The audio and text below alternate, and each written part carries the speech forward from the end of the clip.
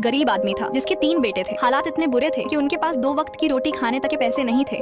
गरीब आदमी था जिसके 3 बेटे थे। हालात इतने बुरे थे कि उनके पास 2 वक्त की रोटी खाने एक गरीब आदमी था जिसके 3 बेटे थे। हालात इतने बुरे थे कि उनके पास 2 वक्त की रोटी खाने तक के पैसे नहीं थे। इसीलिए तीनों भाई राजा को अपनी दुख भरी कहानी बताने निकल पड़े। उधर राजा थोड़ा मोड़ा जादू जानता था, इसलिए वो अक्सर एक चरवाहा का भेष बदलकर राज्य में घूमता रहता था। लेकिन इस बार कुछ अजीब हुआ। वो तीनों भाई चलते चलते उसी बूढ़े चरवाहे से टकरा गए। सबसे बड़े बेटे ने भेड़ों को देखा और बोला, अगर ये भेड़ें मेरी होती ना तो मैं प्रधानमंत्री बोका खाओ योजना के तहत हर गरीब को एक एक भेड़ दे देता। इतना सुनते ही बूढ़े चरवाहे ने अपनी सारी भेड़ों को बड़े बेटे के हवाले कर दिया। फिर छोटा और मंझला भाई उसे वहीं छोड़कर आगे निकल गए और चरवाहा भी उनके पीछे पीछे चल दिया। कुछ देर बाद वो एक पहाड़ी के पास पहुंचे। वहाँ मंझले बेटे ने एक बबूल का पेड़ देखा और कहा, अगर ये जगह मेरी होती ना तो मैं यहाँ अंगूर की बेलें लगाता और हर गरीब को एक एक अंगूर का गुच्छा दे देता। ये सुनते ही बूढ़े चरवाहे ने बबूल को अंगूर की बेलों में बदल दिया और उस बेटे को बाग का मालिक बनाकर वहीं छोड़ दिया और छोटे बेटे को लेकर बूढ़ा चरवाहा आगे बढ़ गया। थोड़ी देर बाद वे दोनों एक नदी किनारे पहुंचे। तब सबसे छोटे बेटे ने कहा, अगर मैं नाव वाला होता तो हर किसी को फ्री में नदी पार करवाता और उनसे एक भी पैसा नहीं लेता। बूढ़े चरवाहे ने उसका भी सपना सच कर दिया। इसके बाद चरवाहा अकेले सफर पर निकल पड़ा। कई दिनों बाद राजा एक गरीब बूढ़े का रूप लेकर सबसे बड़े बेटे के पास आया और पूछा, क्या तुम मुझे एक भेड़ दोगे? बड़ा बेटा बोला, अरे ससुर के नाती, अगर हर आते जाते को मैं भेड़ बांटने लगूं तब तो मेरी सारी भेड़ें यूं ही खत्म हो जाएंगी। ये सुनकर बूढ़ा बहुत दुखी हुआ। गुस्से में आकर बूढ़े ने लड़के और उसकी सारी भेड़ों को पत्थर बना दिया। फिर वह बूढ़ा अंगूरों के बाग में दूसरे बेटे के पास